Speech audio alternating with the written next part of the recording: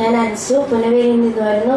എനിക്ക് ലങ്സിൽ 2004 തൊട്ട് pulmonary fibrosis എന്ന് പറഞ്ഞിട്ടൊരു അസുഖം വന്ന് ലങ് കപ്പാസിറ്റി കുറഞ്ഞിട്ട് അതികഠിനമായ ശ്വാസം മുട്ടലുണ്ടാവുമായിരുന്നു. ഇപ്പോൾ 2 മാസമായിട്ട് അത് വളരെ കൂടുകയും ഒരു സ്റ്റെപ്പ് പോലും എനിക്ക് നടക്കാൻ പറ്റാത്ത അവസ്ഥയിലേക്ക് ഞാൻ എത്തുകയും ചെയ്തു. ഒരു ദിവസം 16 മണിക്കൂർ ഓക്സിജൻ വീട്ടിൽ തന്നെ റിസീവ് ചെയ്തുകൊണ്ടിരിക്കുന്ന വ്യക്തിയായിരുന്നു ഞാൻ.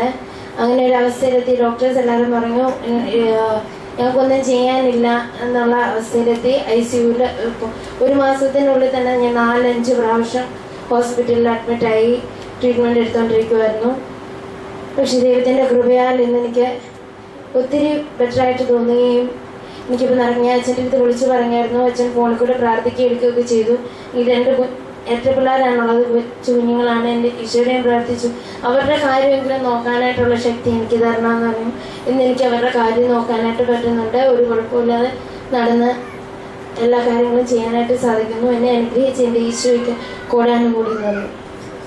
ഓക്സിജന്റെ ആവശ്യമില്ല, ഓക്സിജൻ ഇല്ലാതെ തന്നെ ഉപയോഗിക്കാതെ തന്നെ ശ്വസിക്കാനൊക്കെ പറ്റുന്നുണ്ടോ? ഇപ്പം മെഷീനൊന്നും വേണ്ട അല്ലേ?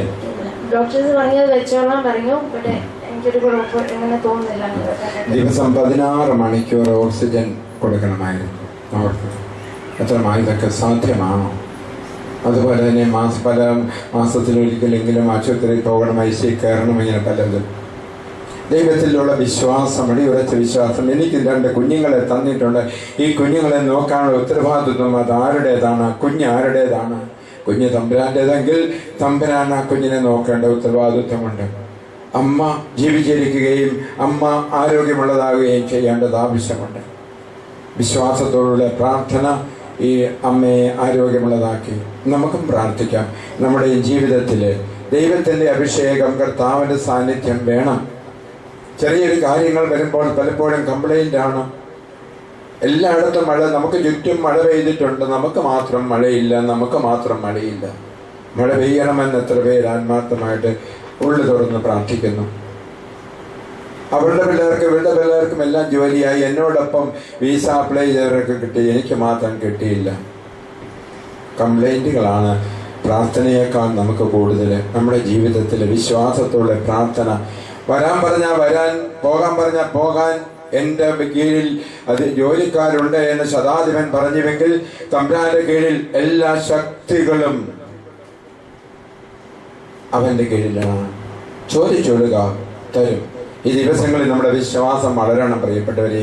അത് നമ്മുടെ വിശ്വാസം വളരാൻ നമുക്ക് വേണ്ടി നമുക്ക് ചുറ്റുമുള്ള 99 പേരും പ്രാർത്ഥിക്കും. നമ്മൾ വിശ്വസിക്കുക, നമ്മൾ പ്രാർത്ഥിച്ചാൽ നമ്മുടെ കൂടെയുള്ളവർ, ഒപ്പമുള്ളവർ നമുക്ക് വേണ്ടി പ്രാർത്ഥിക്കും. അതുകൊണ്ട് മറ്റുള്ളവർക്ക് വേണ്ടി പിതാവേ ഈശോയുടെ നാമത്തിൽ എന്നെ പരിശുദ്ധാത്മാവിന്റെ അച്ഛൻ എന്ന് നമ്മളോട് ധ്യാനത്തിലും പറഞ്ഞു പ്രാർത്ഥിക്കണമെന്ന്, പരിശുദ്ധാത്മാവിനെ പ്രാപിക്കണമെന്ന്. പ്രഭാതത്തെ അതിരാവിലെ ഉണരുമ്പോൾ പരിശുദ്ധാത്മാവിനെ ചോദിക്കണം. കിടക്കാൻ പോകുമ്പോഴും പരിശുദ്ധാത്മാവിനെ ചോദിക്കണം. കിടക്കുന്നു എഴുന്നേൽക്കുമ്പോഴേ നമുക്ക് പരിശുദ്ധാത്മാവിനെ അറിയാതെ ചോദിച്ചുകൊണ്ട് എഴുന്നേറ്റ് പോകും. ആത്മാവിനെ ചോദിച്ച് വാങ്ങുക, അത് കൊടുക്കുക. ദൈവം നിങ്ങളെ അനുഗ്രഹിക്കട്ടെ. നമുക്ക് ദൈവത്തെ സ്തുതിക്കാം. Hallelujah, hallelujah, hallelujah.